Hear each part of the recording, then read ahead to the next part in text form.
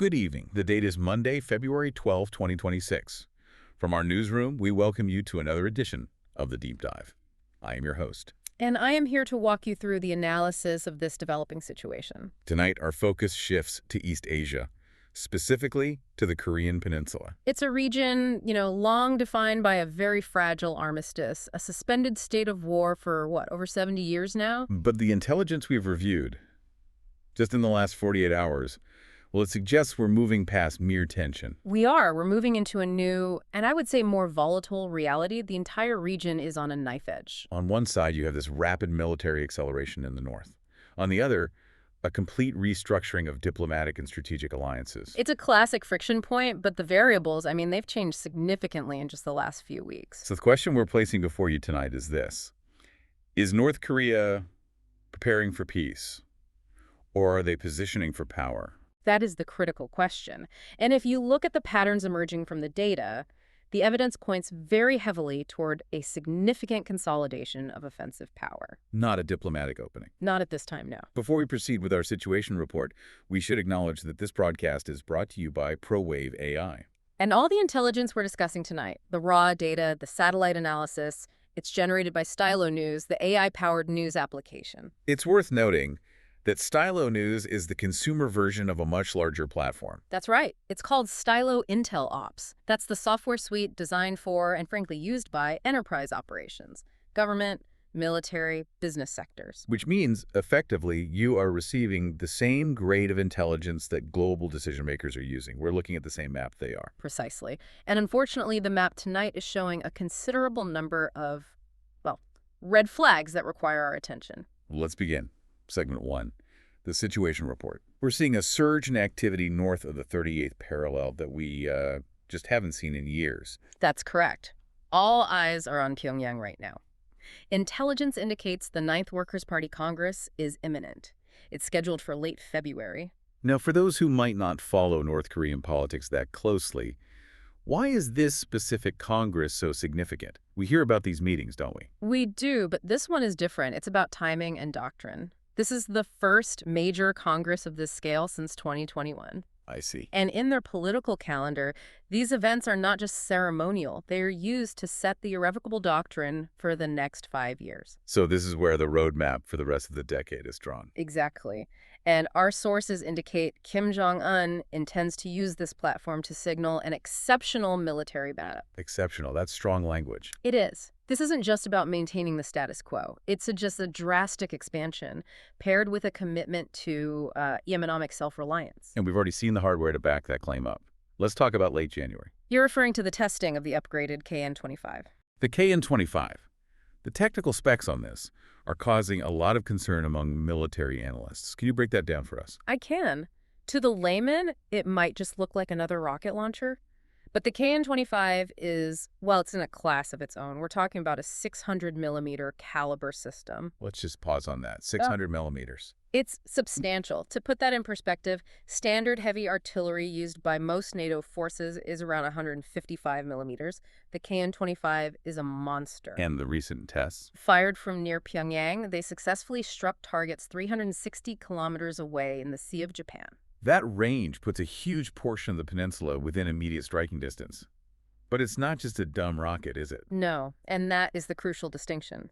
The reports we're seeing describe self-guided flight systems. These projectiles are reportedly resistant to jamming. So it blurs the line between artillery and short-range ballistic missiles. And that distinction matters because of saturation. Saturation? Yes. Missile defense is expensive. You have limited interceptors. If you can fire a volley of 6 or 8 of these massive guided rockets at once, you can overwhelm the shield. You simply run them out of interceptors. There was also a visual, almost a psychological component to these tests.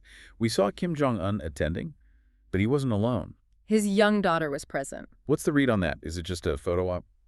It's much more than that. In the grammar of their propaganda, nothing is accidental. Her presence symbolizes continuity. So he's saying this program outlives them. Precisely. He's telling the world, and his own people, that the nuclear program is a generational commitment. It anchors the military to the dynasty itself. And yet, the regime is also playing another tune. Almost at the same time, we saw the inauguration of a massive new farm. The Sinuiju Combined Greenhouse Farm. It's the classic guns and butter strategy. or in this case, rockets and vegetables. It seems contradictory. It's calculated. Remember the devastating floods in 2024? They need to show they're addressing the domestic situation. So you get the KN-25 for external enemies and the greenhouse to show care for the internal population. It's a dual narrative. Proving they can do both. Let's widen the lens. Segment 2, the international link. We really can't discuss North Korea in 2026 without also discussing Russia. No, you can't. The alliance between Pyongyang and Moscow has deepened significantly. It's become symbiotic. North Korea has been a crucial supplier of artillery shells and missiles for Russia's war in Ukraine. A lifeline for their logistics. But our intelligence from Stylo Intel Ops highlights a fascinating disruption in that flow. It does. We're calling it the ice factor. Satellite imagery analysis shows a very sharp decrease in Russian cargo ships docking at the North Korean port of Rason. What do the numbers say? Well, in previous months, we saw about 3 major docking events per month. In January, that dropped to just 1. A significant drop. And the cause is the weather. General winter, as they say. The harshest winter in decades in the Russian Far East. The ports of Vladivostok and Okhotsk are dealing with extensive ice coverage. It's physically slowing the arms trade down. But could there be a political dimension here as well? It's a distinct possibility. The weather could be a convenient excuse. Analysts are suggesting Kim may be using this pause to stockpile his own inventory. For the upcoming party congress. Exactly. For the parades, for security. He might be prioritizing his own exceptional military buildup over his export commitments to Moscow, at least for now. A North Korea first policy, even within an alliance. It shows that Kim's priority ultimately remains his own survival and his own optics. Let's move to segment 3, the strategic response. The U.S. and South Korea are not sitting idle. We're seeing a massive shift dominated by a project called the Golden Dome. This is perhaps the most significant shift in American defense policy in a generation. Under the America First defense approach, the U.S. is advancing this Golden Dome project. It's a $1 trillion missile defense system. A staggering figure. The goal is a multi-layered shield.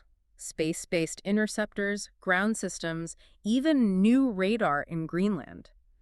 The objective is absolute protection of the U.S. mainland. But that comes with a caveat for America's allies. If you build a dome over your own house, you're not necessarily standing in the rain for your neighbor.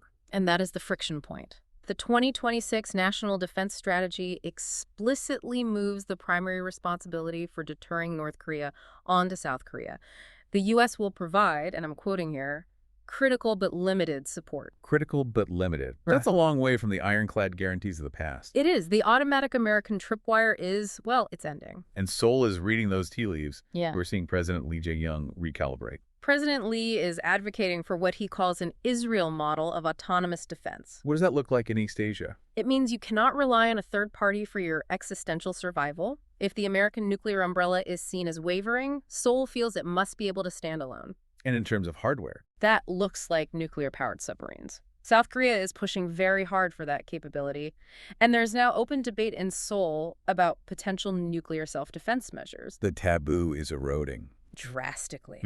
ROK military strategists are debating reforms to include prevention of nuclear use as a core war objective. That sounds like preemption. It implies it. They want the capacity to strike first if they detect an imminent launch without waiting for third-party permission. It's a move toward total military independence. So this brings us to the wider context. Why is Kim accelerating now? Our sources point to a specific fear factor. Intelligence suggests Kim is deeply rattled by the recent U.S. capture of Venezuelan leader Maduro. The decapitation operation scenario, he saw it play out. Precisely. And he views his nuclear arsenal as the only insurance policy against suffering that same fate. This fear is driving the brinkmanship. And the global guardrails that used to prevent this, they're falling away. The New START treaty between the U.S. and Russia has expired. That's the collapse of the last major pillar of arms control. We are in a world without guardrails, no inspections, no caps. It's a vacuum that encourages states like North Korea and Iran to proliferate. You mentioned Iran. Our map of events connects these two theaters. It's a nuclear domino effect. Iran has resumed activity at Isfahan and Natanz. Israel is warning of independent action. You have these separate crises all feeding into a single narrative of global instability. Let's synthesize this. Looking at the key decision makers, where do they all stand? Well, for Kim Jong Un, it's about survival. Nukes are his guarantee against the Maduro fate. He will double down. For the United States government. The focus is homeland defense, the Golden Dome. The message is that allies must do more for their own security. And for South Korea. Military independence. They are preparing for a reality where they can't simply call Washington and wait for the cavalry. They're building their own. So what should our listeners be watching for in the coming days? 3 specific indicators. First, the Ninth Party Congress in late February. Watch language, the doctrine. Second, The unveiling of new weapons.